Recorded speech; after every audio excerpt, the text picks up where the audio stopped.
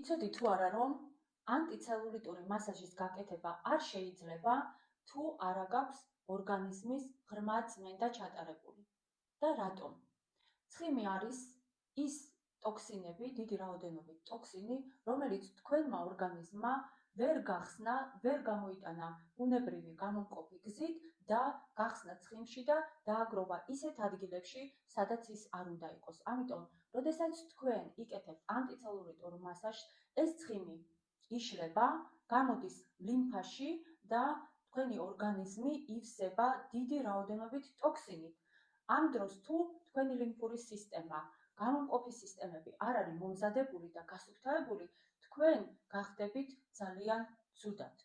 ანუ შეიძლება დაგემართოთ შეშუპება, დაგეწყოთ თავის ტკივილები და ასე შემდეგ და ასე შემდეგ. ამიტომ, სანამ გადაწყვეტ ანტიცელულიტური მასაჟის გაკეთებას, აუცილებლად პირველ რიგში ჩაიტარე ორგანიზმის ღრმა წმენდა.